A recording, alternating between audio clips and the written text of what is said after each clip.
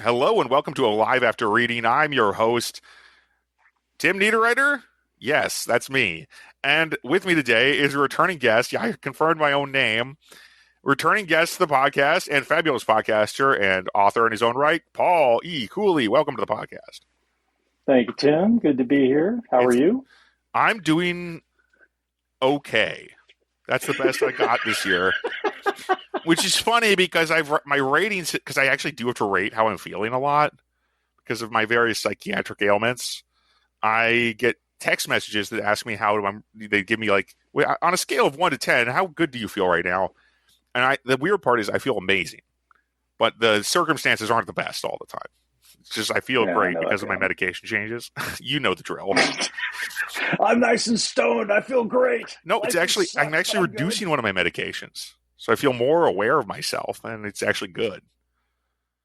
And anyway, it's not been helpful for writing though, which is just a disaster. I mean, lately for me, my writing hasn't gone so well. I've hit 53,000 words in this book, and it's like, you're not done yet? Please go home, book. But no, the book is not even close to done. I want a book to be short. Damn it. I'm writing a short book right now, and I got to tell you, it's liberating. Well, I wrote 4 novellas this year and several short stories. I'm like, what? Why can't I do that? Oh, because those don't sell? Okay, fine. At least not for me. I mean, because I'm writing fantasy and people want their big fat books. I'm like, okay, fine, I'll give it to you then, you shitheel. Oh, sorry, I'm not trying to call people like long fantasy books shitheels. I didn't mean to say that. No, but fantasy and the kind I like is usually pretty long, so I need to write longer books. And it's a disaster for me because I'm so bad at it. I think you need to write the book the length it needs to be. Oh no, it's good. I think it's going to need to be that long. That's the thing. It's like, if I could wrap it up at 90,000, I will, but I don't think that's going to happen. Never be afraid to break 100. Well, the Black Extinction is well over 150 now and growing. So, which your books is over 150,000 words, and forgive me for the cough, listeners, because I'm not an editor. You'll probably heard that. The Black Extinction. Oh, Extinction, of course. And it just continues to grow like the black. You know? Yeah, at least until it goes extinct, I presume. Anyway, no comments, right? I assume no response to that. No response. Yeah. No response. Yeah, that's how it goes with me sometimes. Sometimes you get a guest who likes to talk, and sometimes you get Paul who likes to talk, but not when I'm talking, which is great. It works out. No, I think basically my books have gotten longer as a rule because I spend a lot more time with the people. Yeah, yeah. Could you actually explain about that? What does that feel like to you? Because I know I have trouble doing that. Probably because I'm autistic. But anyway. I like people watching. I like to sit in a cafe. I like to listen to people talk. I like to listen to the environment that's going on. And people just are really interesting to me for all their foibles, all the dreams, the nightmares, the ambitions, the delusions. Some of them have, even though they're not medicated. Yeah. There's just so much there, and no story really survives without those people. And so the question is, how much can you get away with showing the audience those people versus what's going on in the plot? And if you find a way to make those things find a marriage between those two, then basically you've got a character where all the information you're imparting about the character is also very relevant to the story, and nothing feels like it's just in there. And yeah, so it's not like a profile thing. It's like what is it like to be them, or what is their experience, kind of thing at that point, right? Not just the profile, not like the vital statistics of this guy is X years old. He's from this area, whatever. That kind of stuff. I don't do a whole lot of that junk. It's basically I find that out about my characters usually by writing them and going through these exercises of having people talk. You can't have movement all the time. You can't have disasters and consequences and everything else rolling every beat of the story because your readers are going to get bored. They're going to get desensitized to the point where it's just like, why am I reading this? So those breaks are where you give characters a chance to think about what's happened, and also gives us a chance as a reader to get to know the character a little bit better. And then basically the trick is rolling that with the pacing. Mm-hmm. Because you can spend 50 pages on a character who's just thinking to themselves, ask some of the great literary writers from the 1800s. But that doesn't mean isn't going to work for a genre audience. They're going to want 5 to 10 pages of that, and then lots of things spewing blood in the next 10 pages, and then going back. So I mean, it's an art. I haven't mastered it, but I'm getting better at it. But it is there. The people, without the people, it doesn't work, and without people, horror doesn't work. Oh, absolutely. Suspense doesn't work. You have to have the people there. You have to get to know them. You have to care for them, and then the author does horrible things to them, and that's our job. That reminds me, because I've gotten into horror movies over the past couple years, and one of them, Scream, was one of the first franchises I really delved into. And the beginning of every Scream movie is actually, most of the Scream movies are pretty cool. And they do this kind of the first one especially does this really well, where you're following the babysitter. No, she's just a house. So she's just the girl, the teenage girl is going around. She's like been cooking popcorn and all that stuff on the stove, because this is how old this movie is. And that's Drew Barrymore, if I remember. Yeah, Drew Barrymore, right? And then of course she's being harassed and by the killer, and it is like it's kind of perfect for that, because it's the beginning of the movie. We don't have any other information to go on. And it's also a throwaway character. That's the weird part. It's like, okay, it's very much like a Stephen King kind of thing to do, or maybe even a Paul Cooley. The prologue. Yeah, the prologue. But it makes sense because it impacts the whole rest of the movie, right? And then I don't know. Have you seen Scream 5? That was the last one I saw all the way through. No, I see it. I stopped at Scream 3. I haven't seen any of the new ones. So the 5 was actually really good, but that's the one where it's like they subvert that expectation, right? Because this is a minor spoiler, but the victim is not killed in the opening sequence of Scream 5. And I thought that was really cool. It was a really nice little subversion of it. And they do Scream 6 is like even more insane. And that's why I wasn't able to finish that movie yet. I'm going to have to give it another shot someday. Because it was like, I can't even tell you. That's too big of a spoiler to tell you what the opening sequence of Scream 6 is like. It's so stupid, but so good. And I'm like, I don't know if I'm ready for this yet. And it's like, okay, you're going to take this and really run with it, aren't you guys? And I'm not sure if it was an own goal. I'm not sure if they scored an own goal, a touchdown against, or a touchback, or a touchdown, or whatever you call that, a safety or a touchdown, because it's like, how is this ever going to work for the rest of the movie? And I can't explain it. But it was a kind of too much, right? Like I said, right in the first 10 minutes or whatever. But anyway, now I'm curious. Yeah, no, you should probably try watching those movies. You don't need to see Scream 4, because Scream 5 is a new characters. It's a new setup of characters altogether, new protagonist. Gotcha. Yeah, so was kind of necessary right after a certain point. you can't have the teenage murder movie. The 40-year-old person. Yeah. Why are you keep hunting this 40-year-old? What is wrong with you? It's like, I just gotta kill her. Ask Michael Myers. Copycats. Yeah. Copycats make more sense. But that's the thing about Scream is they're all copycats. That's what I love about Scream. Mm-hmm. It's always like a mystery, because you never know who the Ghostface is at the beginning of the movie, Anyway, it's a pretty cool way to do it, because the Ghostface is just the mask they put on, and then they use a knife, and that's basically all there is to it. Yep. And sometimes Ghostface has killed people with guns. Like the second one especially, they've used guns and stuff, and Anyway. Oh yeah. It gets pretty silly. But I mean, I like those movies though, because they're like almost textbook. They're like Agatha Christie murder mysteries wrapped up in a slasher facade. Really. A self-aware slasher. Yes, and they're meta too. What makes the Scream movie so much fun is they are very aware of themselves. Mm-hmm. The whole character in the first two movies, actually the first three movies, the movie buff. Yeah. The horror movie buff guy. Telling you exactly what's going to happen in every movie. Whenever he talks, you know exactly what's going to happen in every movie, because he's basically laying it out for you. Yes. And that's a severe nod to John Carpenter. It's a severe nod to the Friday the 13th makers. It's a severe nod Halloween. to all of that. It's all that stuff, Halloween. This is the template. This is what we're going for. sit back, relax, and we're going to take you there. And it's as good as it is obvious, and it's as obvious as a TV playing the first Halloween movie crushing a guy's head. So yeah, which happens in the first movie. Spoiler alert. But anyway, this is one of my favorite deaths of the whole movie, partially because that character was so obnoxious. I was like, okay, that finally he's going to shut up. If you make your throwaway characters really unlikable human beings, it helps. Yes.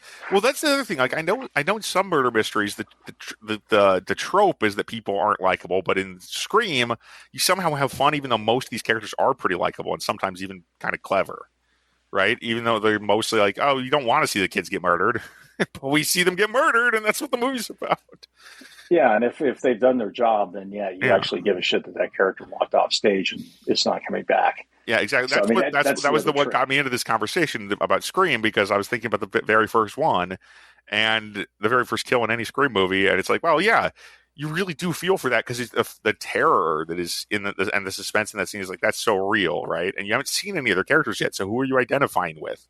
Of course, you're identifying with the girl, with Drew Barrymore. Yeah, and then when you see the boyfriend outside, it just makes it that much more horrific. Right. It works. It works. Yeah. I still remember that scene very well. I like the first two movies. I didn't care for the third, but I like the first two. It gets, increased franchises, they get silly after a while, right? And that's exactly its point. That's why I loved it so much, is because it was basically making fun of and paying homage to all the slasher films at the same time. It was very, very well done. Very well done. Yeah. I think the fourth one was actually the darkest one, which is kind of crazy. But anyway, because like maybe the first or fourth are top for darkest kind of vibes. But the thing is about slashers in particular is it's really interesting to me because that's the horror movies I've enjoyed the most. I thought I was going to hate them for my entire life. I never seen one. And I'm like, it seems bad. I don't think I want to do that. I'd heard about them all, when I was younger, and I'm like, yeah, I like kaijus. I like fantasy. I like science fiction stuff. I like aliens. I like creatures, Predator, that kind of thing. Yeah.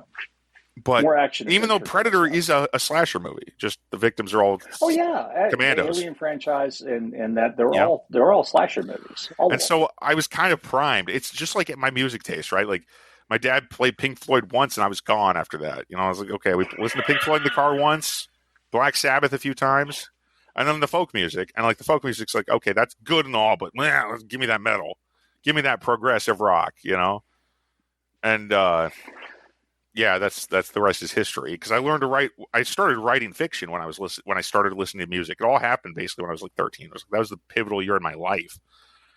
I guess. Yeah, that's when you start getting the bug, and then it started becoming terrifies you and scares you the rest of your life. Yeah, it's true. Though I was more scared of writing before I started writing than ever after. I remember pretty keenly being like, can I put words to this page? I'm so upset. I can't do it. It's important when you're trying to write and you've never done it before. But once you do it a lot, it's like, well, it's old hat now. I mean, I've done it a bunch of times, and yet I somehow fell back into that problem of feeling like I can't write fast enough ever. Yeah, that's an issue, especially when you're one of your co-hosts is Terry Mixon, who's turning out 50 books a year. You feel like a total slacker. He doesn't have any, does he? You're exaggerating a little bit. I'm exaggerating a little. A little. I think he probably puts out 4 to 6. Yeah. I think that sounds about right. He does a lot of work, and he does. But the thing is also, he got a system that works for him. Like, he's very efficient and effective. But I say effective more than efficient, even, because he only does only 4,000 words a day or something, right? He does 2 chapters a day, which is crazy. It's crazy. And he dictates. When I dictated, my stuff didn't come out that clean. That's just why I stopped doing 12,000 words a day, which I could do pretty reliably. Do six of my chapters a day, basically. Because it's just insane, and also it burned me out really fast. I could do that once in a while. Yeah. Benders are great when they happen, and they suck when they're over, because it takes 3 or 4 days just to recover because you burn your brain out. Because I have all that editing to do. In the case of Yeah, you got. my 2-week bender that created my first dictated novel was 100,000 words in 2 weeks, but with a week break in the middle where I did 3 short stories. So it was like 2 benders back to back. I'm like, okay, now I have a hangover, and I never had one in real life. So that metaphor doesn't work super well for me. I've never had a real hangover, but writing hangover, that's a constant at certain points of my life. I was like that being a software developer too, because at some point you're working way too many hours, way too often, and your brain just goes to absolute mush. Yeah, the brain mush is real, right? Yeah. Oh yeah, there's. It's really hard to remember, but basically, I follow my dad's rule, which is basically if you're working more than 10 hours a day, you're doing it wrong. Yeah. And number 2, if you're working more than 10 hours a day, you start getting diminishing returns. Mm-hmm. So basically, your strategy is to try and get as much work done as possible in the time that you're allotted, because half the time you still have to drive home, then getting to work takes an hour, and driving home takes an hour. If I was properly hydrated, have to put in place. If I was, that seems reasonable. If I was properly hydrated, I could probably do 70,000 words in a day then, but with dictation. But I need to drink a lot of water. Probably going to the bathroom half the time. Anyway, and also, I mean, because it's 10 times 6,000 or 7,000, so 6,500 words, 65,000 words in a day. I would love to do that, but maybe once I have a system for editing all those words, because it's otherwise virtually impossible to get that book finished. Yeah. But however, I am looking at using dictation again for a little something, even though actually that maybe not. Let me run this one past you, Paul, because this is what I'm kind of worried about right now. This has been my conundrum because I'm typing very slowly now, like for me anyway, about 1,200 words an hour, very slowly for me. Which I mean, I feel it's not that much slower than my optimal, which I think is like 1,800 or 2,000 words in an hour. That's about as fast as I can physically type. I'm just so rusty because I spent several years dictating, well, 4 years dictating about, and primarily faster at it. And I just need to get more practice typing. But part of me is like, I could go back on the drug and go big. I could go back, take the dictation device and just explode. But the problem is I'm getting reviews on a bunch of my books now. Like more people are reading these books, which is awesome. But I noticed that any book that has any dictation in it is almost always like a degree worse than a book that never had any dictation in it. For me, anyway. I can see that. I'm not saying that's true for everybody, obviously. I'm not blanketing it. I'm just not that good at editing dictation is the issue. Yeah, because I think when you're talking off the cuff, you have a different kind of voice than you do on the page. Mm-hmm. And I think the two things can kind of be a problem. Can be muddled. Definitely. Finding all the little foibles and whatever that the dictation adds can be really, really difficult, I imagine. It's mostly the transcription, right? Like I think if I had, maybe that's what I should do. I should pay somebody to transcribe it. Oh, now I'm thinking because that's what Kevin J. Anderson does. And I know people will say he's good or not.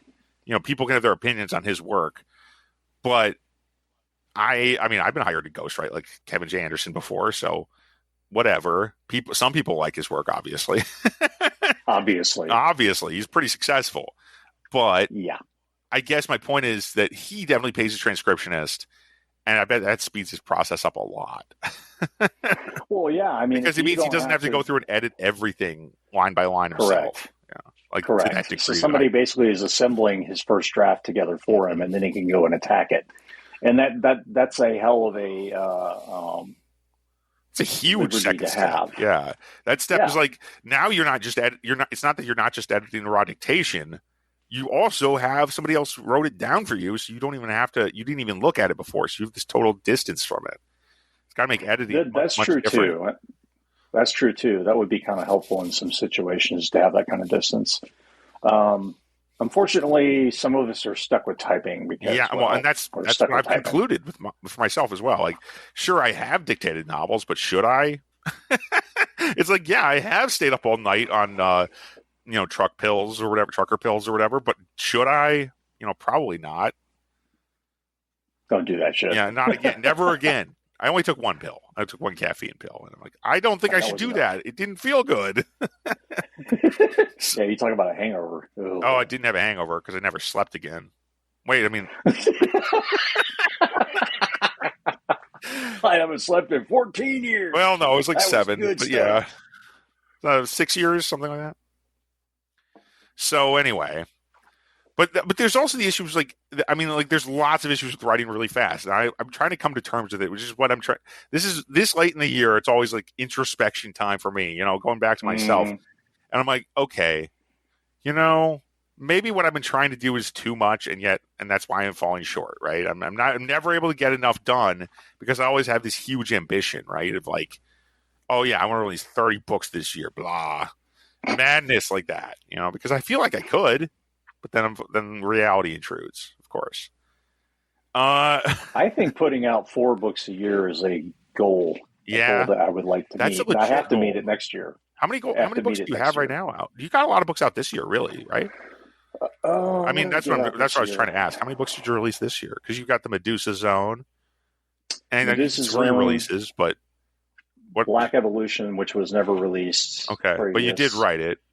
We finished Yeah, I writing it did and write released it. it this year, so that's 2 already. You're on track there. Yeah, and then I can't remember when An Ancient Trap came out. That had to have come out last year. That was like late last year or early this year, I Yeah. think. So basically, I've Two and a got half. a new novel I'm working Uh on huh. for Raventail, and then I've got 2 more novels behind that for them. And I've got 4 works in progress just sitting there, including Extinction, waiting for Awesome. me to get back to them. So So I'm yeah, busy. 4. That's nice. I have around that many works left unfinished.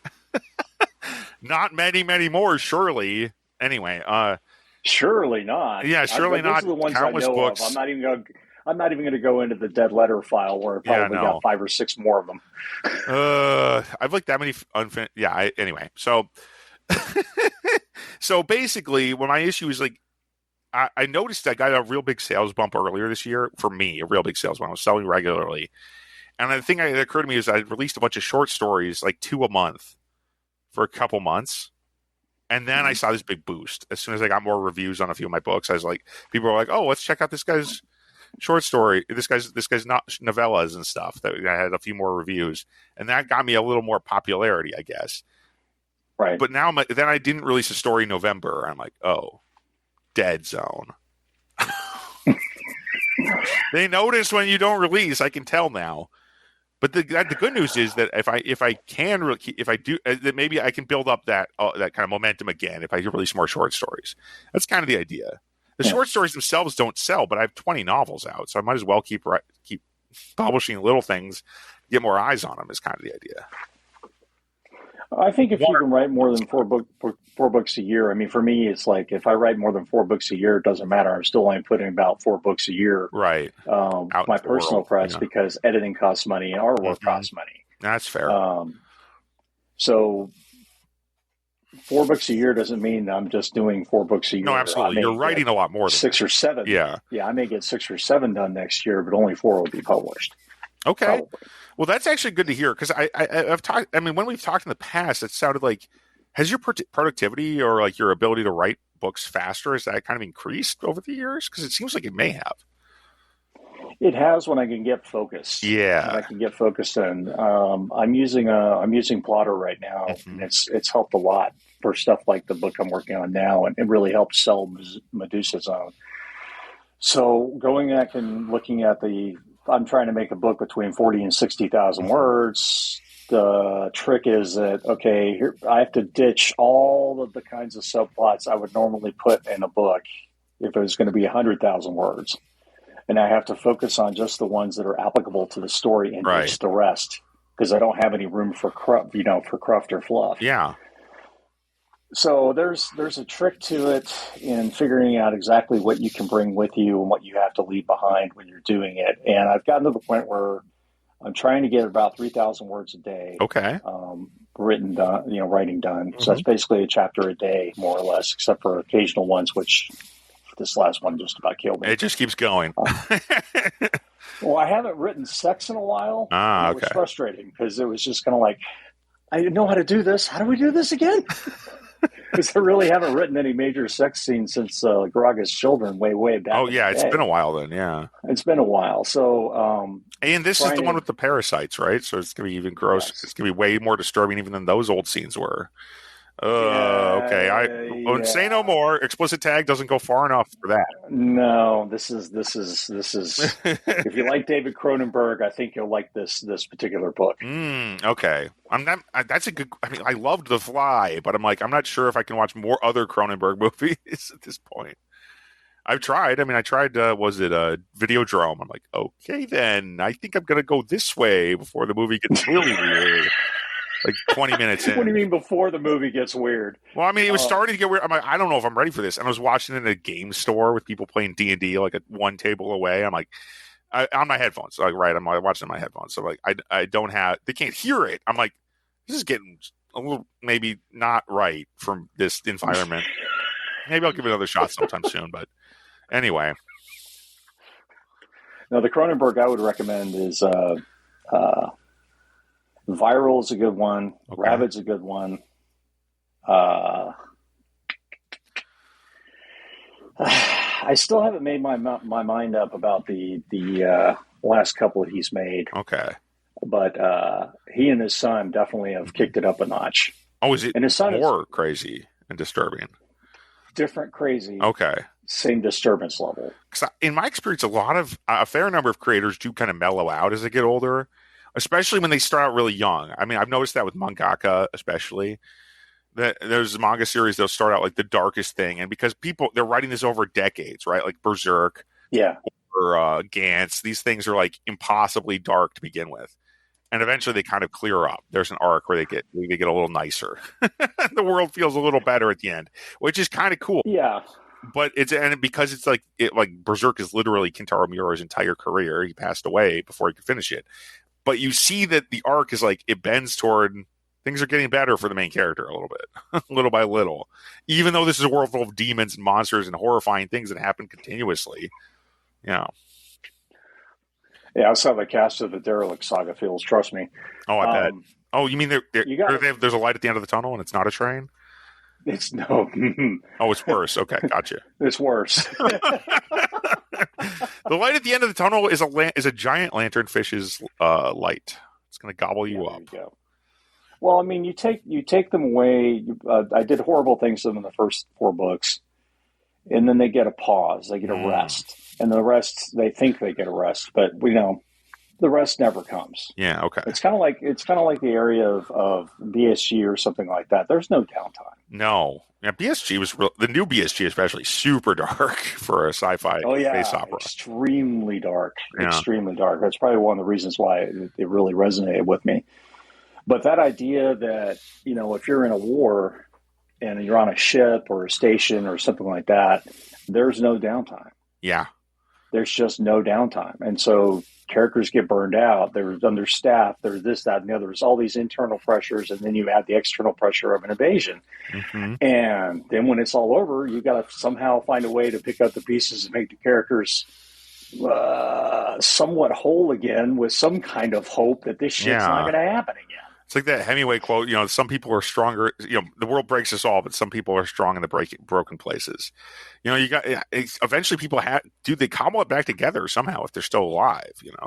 Most people don't just go catatonic or whatever when trauma like that. That's one of the reasons we're so interested in fiction where we have a character who combats odds, whatever those are, and ends up somehow with a victory, even though it's not the victory they necessarily envisioned, or it's not the victory the readers envisioned. Maybe just staying alive is a victory in itself. Yeah. Or surviving is a victory in itself. So basically, I think it changes the perspective of what you can honestly say is at rest or happy for these people. They have moments of happiness even in the craziness, but we need to show those as much as we show the disasters just for breaks in between. There has to be silly, stupid jokes and pranks and other dumb stuff. Otherwise, it doesn't work. It grinds you down to the point where you just don't want to step back into that boiler room because it's just so tense. Yeah. You got to break it sometimes. Yeah, that was my issue with actually later Battlestar Galactica. And I never watched the original. I'm talking about the remake. Because in the remake, I was like, okay, it seems like it's going to get better, and then it just keeps getting nastier in the later seasons, and in ways that I've stopped finding fun, I guess. eventually because I never finished that show. I loved the first couple seasons, first 3 seasons maybe, and it's just like this is going crazy and not in a good way. I'm not happy with necessarily the direction it ended up going eventually. Well, that's an interesting scenario because if you think about it, there's no way they can win. Mm-hmm. There's no win. It's not like they're going to, because we know at the beginning of the show, it's not set up like they're going to find Earth and then there'll be a bunch of other ships there waiting to blow up the Cylons. That's not how this is going to end. They're just trying to go somewhere because they don't have any hope. It's just fleeing without any hope. So the journey itself, I mean, even Adama admits he doesn't know where Earth is, behind the scenes, but he lies to them and gives them the hope. Yeah. Because without the hope, there is nothing. Right. And I mean, that alone is like, okay, that's intense. That's a pretty big problem to have, not only for the characters who, whether they know or not the truth, but for the audience. Is like, wait, how can this possibly resolve in a satisfactory way for like what is literally a space opera story that was originally pretty cheesy? Like, how does this turn out? And it's one of those issues that it doesn't, right? But one of the things I've noticed about myself is when I'm in a story and when I'm writing a story, I can sometimes get stuck because I'm like, oh boy, did I write myself into a corner? Because I feel like there's no way I feel like hope is going to be eliminated, or like the character's going to turn around and become the bad guy kind of thing, which I enjoy doing. But I'm like, oh, I don't know if this would go with the story I'm writing. I got to find a way to make this cruise a little more smoothly. But there's some elements where because I love stories where the protagonist is borderline a villain sometimes, but I don't think. I mean, and one of my favorite horror tropes is actually the one where the protagonist is actually kind of a scary person too, right? Like, there aren't a lot of movies like this, honestly, but at least not the ones I've seen. But things like Dan Wells' book, "I'm Not a Serial Killer" is kind of the perfect example. I am not a serial killer. I'm not a serial killer. Yeah, it's young adult, so it has a cheeky title, but the character has like whatever the pre-diagnosis for being a sociopath is, but teenagers can't be diagnosed as sociopaths. So he's well on his way. Yeah, but he's on his way, and he works in a crematorium. He's like 100% on his way to becoming a serial killer. He wants to be a serial killer. But the thing is, it's a great story, but and he ends up dealing with supernatural things. Okay, that's the other thing. Yeah. So it's a great book. It's a great little book. It's a nice book, and I like the sequels as well. And the thing about the second book in particular is if he feels like he's going off the deep end even worse than in the first book. Mr. Monster, that's probably the peak of the series for me. And I know there were a bunch more after the first 3, but I didn't read any more of them. I was like, that's plenty. This is a good ending. Maybe I'd go back now, but I can't. I don't know. There's something about that whole writing excuses crew that I just can't read their books anymore. Like, I kind of, probably because I actually met them all. And I'm like, I don't know if it makes sense for me to keep reading your work. That's about it. I mean, Sanderson was the one I stuck it out with the longest, but yeah, I can't read his work anymore either. It just got so, I don't know, not for me anymore. Yeah. But I did call fantasy fans shitheels for a reason. No, I'm just kidding. Just so you don't forget, people. Just starting a flame war. Yeah, let's do it. Anybody out there? I see how this is. I'm reaching for the No, I need to step away from the microphone. Too bad it's attached to my face.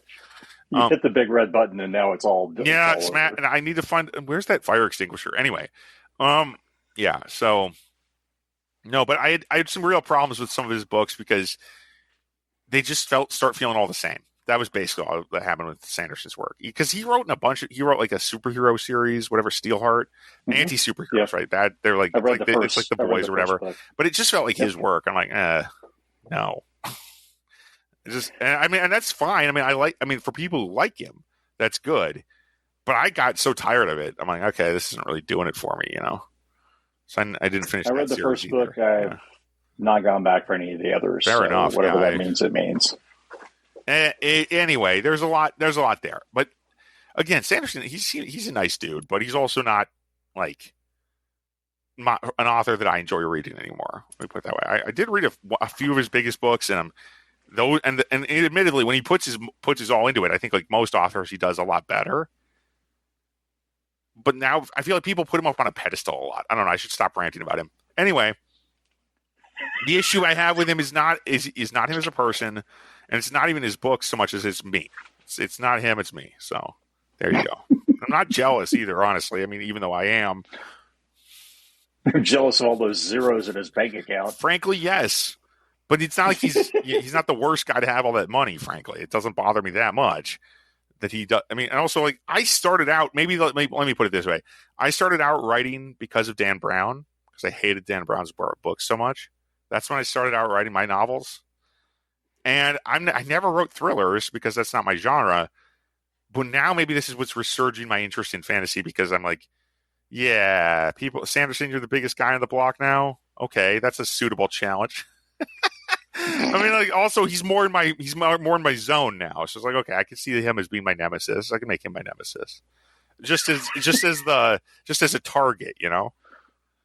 Never make another author your nemesis unless it's Jake Bible. But I've always absolutely warranted. I guess my point was I've always been kind of fueled by not by a fairly good natured, honestly, dislike of certain works. I'm like, I just want to do something that does this better than the people who are, or does a particular thing that they're not doing that I want to see done. That's what I'm trying to say. So it's not quite as unhealthy as I think I made it sound. And honestly, like I said, he already has a nemesis, apparently. He had a nemesis. You know that? No. John Scalzi was his nemesis for some reason. Oh. Yeah, for a while there anyway. I remember hearing about that back on that other podcast that will go unnamed. So anyway, I already named it though, didn't I? So, I mean, anyway, it's just kind of an interesting thing I notice about myself is, like, I frequently am driven by negativity. How does that work for you, Paul? I mean, you ever have like something in your life that makes you want to, like, send up a particular subject or genre? Yeah. Okay. Oh yeah. I've got the last 2-3 years I've been dealing with a family member who has Parkinson's and Alzheimer's. And I have at least 3 horror books coming out of this experience. I believe it. Yeah. It's just a matter of taking what you see every day and then amping it up to 11. Mm-hmm. And my imagination does that without me even trying. So, I mean, I'll be sitting there, I'll hear one of the residents in the place say something in memory care. And my brain immediately goes on, okay, what kind of delusion are they having? You know, can I pick up the cues and see what's going on in their head just by listening, even if they're not talking to me? And then when my uncle mutters and does all this other kind of stuff, I'm constantly listening because I want to know the context cues. And sometimes I can figure out what he's trying to say or what he's trying to understand, and I can make it happen. But it gets increasingly more difficult as his condition declines. Right. But there are so many stories about healthcare stuff that have come up in here, especially with the way we treat our elderly. Mm-hmm. And those are books that I probably have to write just because, like you said, you want to send up a smoke signal or a signal flare, something that's kind of important, and you want to tackle it. I don't know what the story is yet. I think I do. I have no parts of it anyway, but as far as exactly what goes on, I don't know. But playing with delusion of reality when you've got Parkinson's and Alzheimer's seems like it goes hand in hand. I think there was a season of True Detective, I think it's season 3, where the main character has dementia in the front story, but he's like a Vietnam veteran. It's the one with, his name is very long. His first name is very long, but Ali, the actor, the African-American guy. He was in The Wire. Oh, okay. So, but yeah. like seemingly all black actors actually who are currently working. But anyway, no, not. But he's quite prominent in that show as well, if I recall. But he plays he's the detective, but he's also an aging, kind of mentally declining person at the end of the timeline, where I think a lot of the story takes place. But he was in Vietnam, so. So he already saw all the horrors that you can imagine, probably, you know. And it's just I do want to watch it. My brother told me, because I loved the first season of that show, and then but my twin brother watched that, and he was like, it was so horrifying. Like, the show was so scary in season 3, apparently, and it was so dark. It was good. Okay, yeah. So have you seen season 3 of True Detective? I haven't seen season 3. Okay. Season 1 and season 1. The latest one. They are the one that takes place in the Arctic. I need to watch that one. It's pretty short. I just haven't seen it all yet. I saw the first episode and I'm like, this is great. I'm going to put it, and I ended up backburnering it, and I just didn't get back to it. I think you should see it just so you can see what happens when female writers take over that show. Yeah, and female directors take over that show. It's a massive difference. I mean, and there's a little bit. It's a little bit different in some ways too. In some other ways, obviously, it has like a supernatural element. Probably. No comment. Okay, never mind. It seemed like it probably did in the first episode, right? Because anyway, it seemed like some of that stuff is like that's not physically possible, right? But well, I'll see. We'll find out. I thought the crazy amount of. I mean, honestly, it is this movie does have a supernatural element. I mean, and it's in the title for Christ's sake. It's The Exorcist 3, but that movie is like all the murders are basically done by hand, right? They're all there's a physical way you could do all those murders. Yeah, Grandma did them all. Ugh. The shears are the worst part. That scene where she's on the fucking ceiling, yes, just scares the hell out of me every time I see it. And the other one was when the nurse walks across the hallway after checking it, and then you see her come right behind. With the shears. Yeah, I saw that movie in the theater, and it scared the. Oh God, that one moment is like. Okay, then. That was like the most shocking moment in the movie. Forget all the supernatural stuff, the actual possession-looking stuff. The fact that there's just suddenly somebody's following the nurse out of the room, and she's got the big old shears to the neck. And I'm like, okay, that was a little crazy. Anyway, I just love that line. Old people are so easy to possess. It was just such a great line. And the way he talked about it was just... I mean, the acting in that movie is very solid. All the writing and acting in that movie is great, and that really does elevate it, because it's so cheesy as a concept. It is, and yet, if you read the book, the book's not bad at all. Okay, well, same screenwriter, Exorcist Legion. This William Peter Blatty. Who wrote the novel, the first novel. Mm-hmm. So, I mean, I like that one a lot. And the book is definitely better than the movie, but at the same time, the movie's better than the book. Oh, okay. So there's ups and downs for both, right? Is that what you're saying? So they do some things better and some things, The problem is once you see George C. Scott playing that role, it's incredibly difficult to see anybody else play that role. Yeah, he was great in that movie. As Kinderman, Fantastic. He is incredible, and it's really hard to see that. I mean, if I had seen him in the first Exorcist, if he had been Kinderman in the first Exorcist, that would have blown that movie out of the water.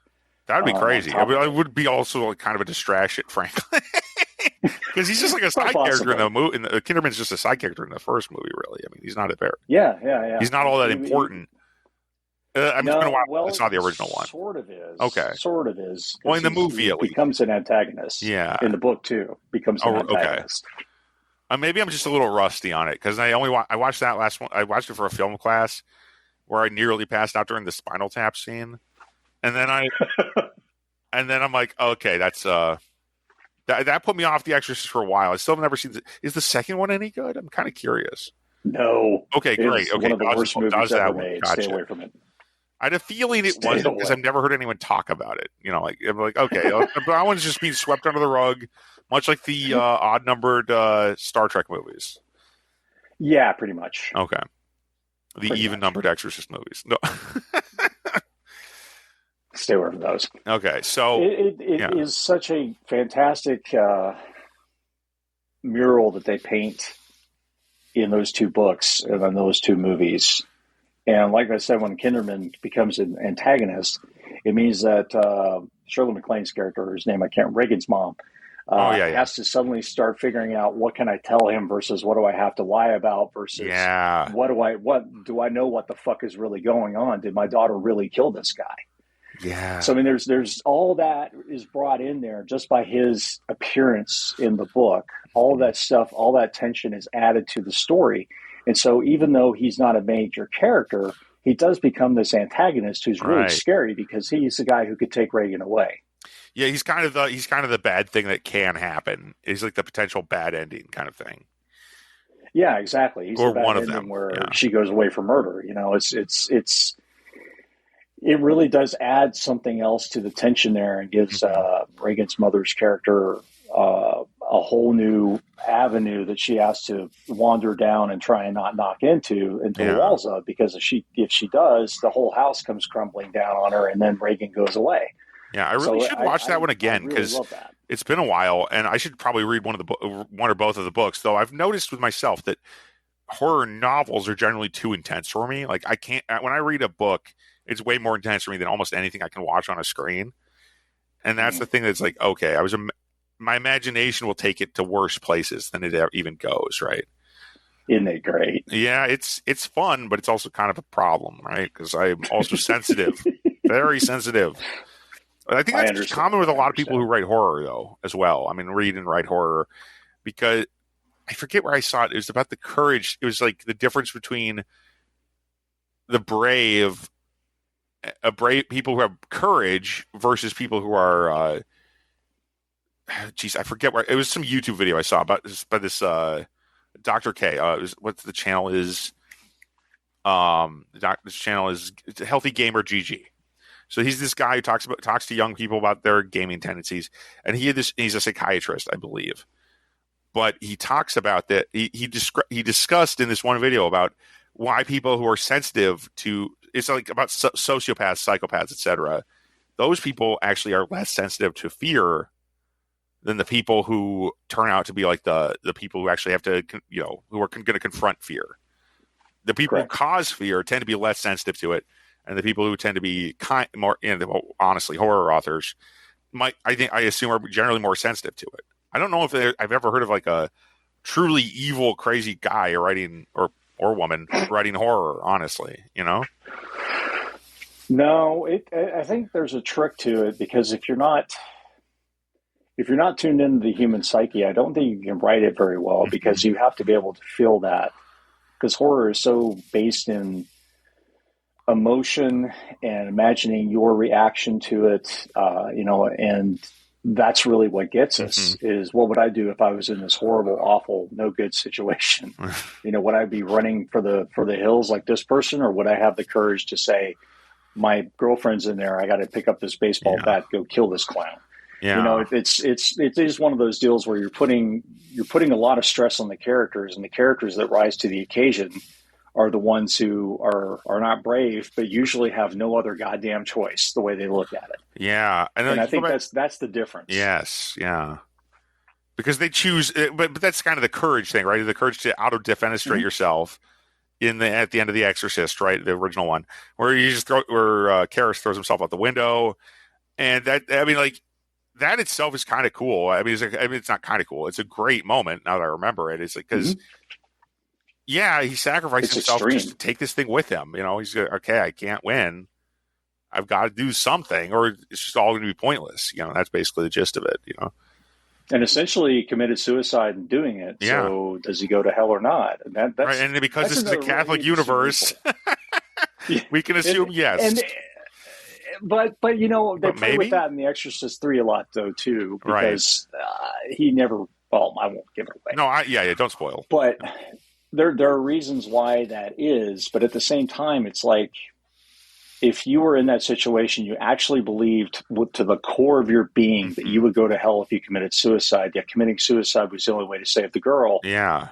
Are you going to have that moment where you're like, God, forgive me, or fuck you, God, this is the way it's got to be? Right. How does the character react in that moment if they have that thought? What is the response to that? And that's the response that tells us what kind of person they are. Yeah. One of my favorite parts of Conan the Barbarian is when he looks up at Crom and he says, give me your help, and if you don't, well then, to hell with you, or whatever it was. To hell with you, yeah. Crom will grant me vengeance this day. If not, to hell with you.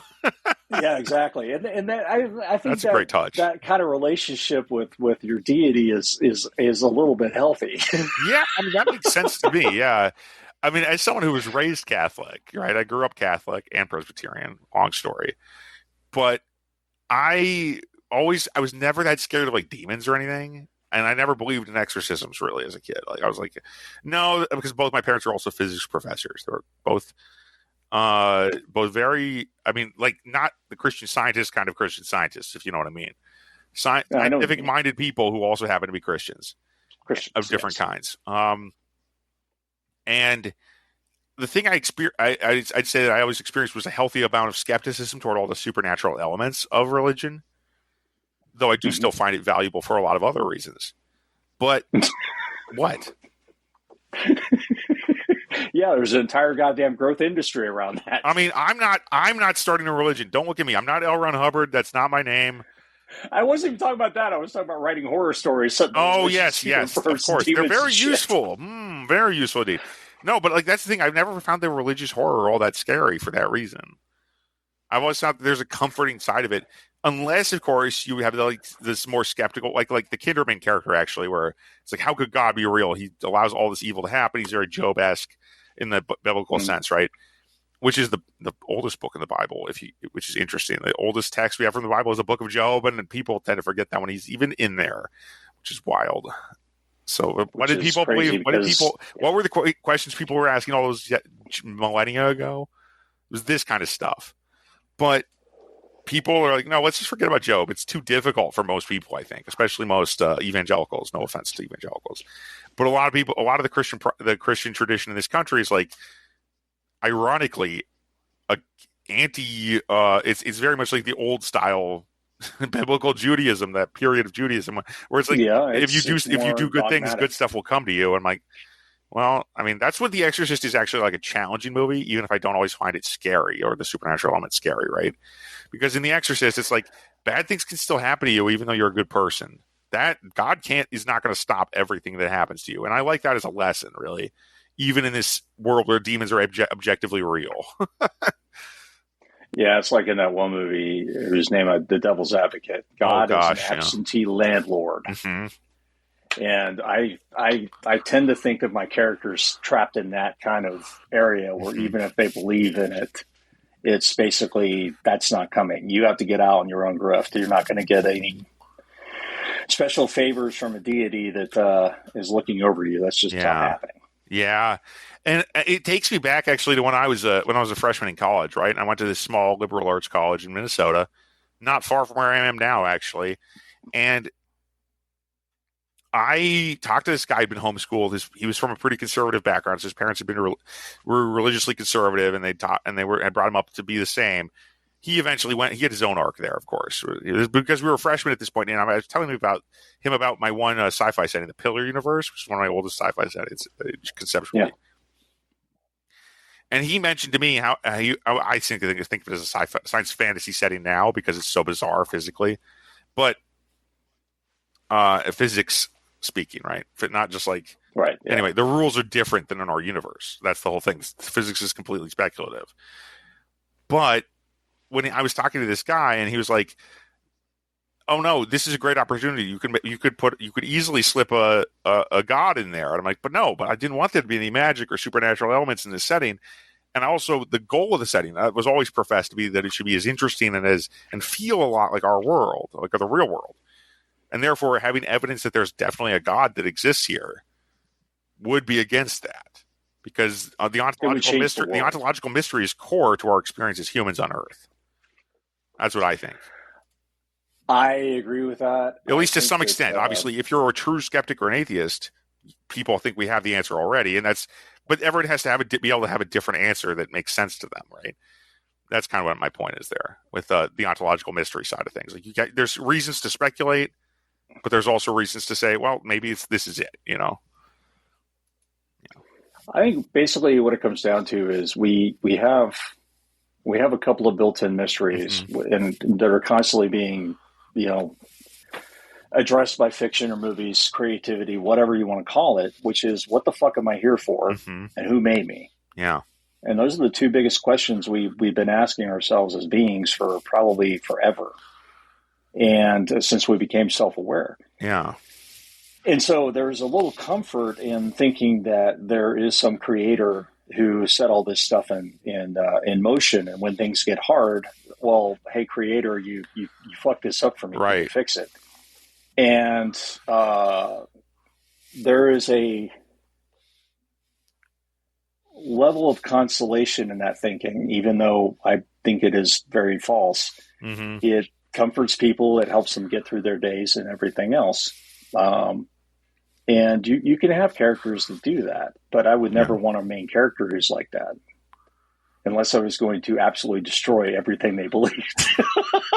And it's different takes, right? Because like the book I'm writing right now, the epic fantasy I'm writing, isn't like is it's not like it's pretty. There's a fair amount of magic in it, but there's no like indication that gods exist to begin with in the book, even because it's like an ancient Egyptian kind of fantasy setting, or not ancient Egypt, but like I used an ancient Egyptian style pantheon and kind of social system with more advanced technology, like they have steel. Okay. They have steel, for example, but for various other reasons, I was like, you want to advance. Like, what would that civilization be like if it existed into the past the Romans or whatever? But the thing is that because of that, it was like, okay, they have to believe in they believe in a ton of gods, and all these characters are going to be indoctrinated into that kind of vibe, at least a little bit. So there's a lot of so characters being secular would be very strange in that kind of setting, but nevertheless, maybe the outsiders. Yeah, some outsiders would be, yeah, and that's why my main character at the beginning, he becomes a criminal, and now he's like, well, do I believe the Pharaoh guy over there is actually a god? Probably not. He doesn't know what's going on, because if he did, I wouldn't be on the run here, that kind of thing. If you're God, why are you so fucking clueless? Yes, exactly. He's not God. He's not the Messiah. He's a very naughty boy. Anyway, yeah. So, yeah, that's basically where I'm at, and that's why it's been kind of challenging. And then of course I went and made a reverse nativity story for the second arc of the book. Excuse me, a reverse nativity story? That is to say, instead of reverse Christian nativity. So instead of a good God being born, something else is born into the world. And it's not born the same. And it's not born the same way. Because I'm like, okay, so because I'm very familiar with the Christmas story, and it's right around that time. Christmas is just around the corner. So I'm like, what if instead of being born as a child, a humble little baby, because that you want to experience everything humans experience, what if you're born as an oppressive, conquering monster of some kind? Because you're a demon to begin with. Like you're an evil. You're like, and I kind of deviated from that a little bit, but that was like, why you wouldn't be born as like a helpless little child if you could help it, right? No one would choose that if they had the human tendencies, the adult human tendencies we have. So the creature, like in Hinduism, there's this thing called an Ashura. Are you familiar with this? No. It's a kind of lesser deity. Ashuras are powerful earth deities. They're kind of like, or in like agnosticism. I forget the tradition is. I think it's agnosticism, yeah. Or Gnosticism. I get Gnostics. They have the archons, who are like these creatures that exist to feed off the pain of the earth or whatever. They're like evil angelic deities, and the demiurge is their boss, basically. It's like the only thing more evil than they are. Who created the physical world so that they could flourish, that these supernatural beings could just prey on the suffering of the world. Well, I'm like, what if one of those guys was effectively wanted to become a human could become a material being for some reason, and the prophecy was fulfilled somehow that they have now done it, and there's now this creature in the world, and I'm like, okay, now what? Well, now how are we going to kill it? As the Hellboy line, skip to the end. Okay, how do we kill it? Yeah, how do we kill it? Skip to the end. Yeah, the Guillermo del Toro Hellboy. Anyway, but speaking of endings, Paul. We are running out of time here, so it's been really good having you on. I hope I didn't ramble too much for you. It's been always great to touch base with you, and I think we had a great conversation this time, actually. Pretty wide-ranging, but all focused on the dark side. Yes. I enjoyed it. Of course I did. Good. Of course you did. No. All right, so what is your latest work that'll be out? This one's coming out like not January. Geez, I'm getting ahead of myself. December 21st. This one will be coming out in March. March. Okay, so a little bit ahead. It still doesn't. Yeah, it still doesn't have. Well, the working title is Saculina. Okay, if you know what that is, you probably have an idea. If you don't, look it up. Or don't. No, or don't. Or just read the book. So working on that, latest workout is called the Medua Zone, which is about Lovecraftian sea jellies, something along those lines. Delicious. Yeah. And so deadly. if you like ocean stories, I think you'll dig on that one. And then I guess Oceania will hopefully come out next year as well. That's the Black Oceania for people who are not the Black Oceania book 5. Yeah, Ares is pretty huge now. Pretty big series you have there, Paul. 5 books almost at this point. And there's one more in the can. 5 books finished. Yeah. 5 books finished, and the 6th one is damn near finished. Oh, it's getting there. So 420,000 words all told. Whoa, okay. I thought you were going to say that was just the last book. I'm like, okay, no wonder it took so long. You wrote 1,000 pages just to finish this story off. It takes a long time to make the black extinct, anyway. No comment whatsoever. Okay, yeah, no. And I don't intend to spoil anything because I'm a little behind on that series. I think I'm book 2 or 3. I finished, and I need to catch up by the time Extinction comes out. I might do that if I wasn't so busy reading all these books to review them. Anyway, and gosh, I'm reading some awful crap. Anyway, but there's no choice. It's important to do it. And so thanks once again, Paul, and happy holidays, everybody. We crossed that hour mark, so it's a good thing you can't see me because now I've become Pumpkin, Destroyer of Worlds. I turned into a pumpkin like the carriage in Cinderella. That's the joke. It's a recurring gag. Okay, the sad part is I'm Gen X and I didn't get that at first. Well, midnight has struck. I've turned into a pumpkin, and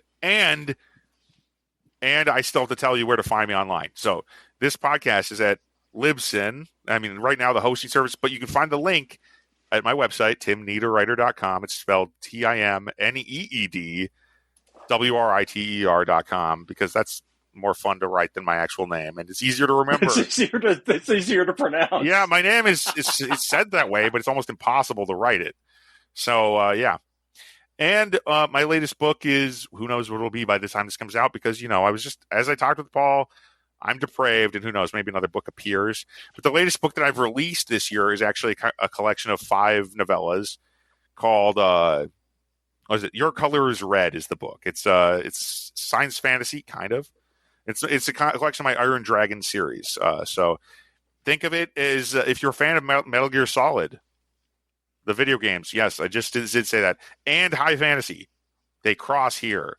This is the crossroads of these two bizarre things. So anyway, check that out if you're into it. It's the whole series up to this point. Maybe the whole series forever. Who knows? And I will, stay safe out there, people. Be good. Or be nice, rather. Nice. It's that season. Or perhaps I will be waiting under your tree on Christmas Day because I have. Don't do that. Don't do that. That results in restraining orders and all sorts of other things. I also can't do it all at once. I may look like Santa Claus, but I'm a Santa Claus in training, so I just appear under the tree. Plus, you're going to get stuck in the chimney, man. No, I don't. That's going to be the most embarrassing thing ever. I get stuck in the chimney. Yeah, I think that's a pretty common problem to have, isn't it? Okay, so, chimneys, they need to be bigger. That's my new policy. All right. Have a good one, everybody. Talk to you next week. Bye-bye. All right, Paul.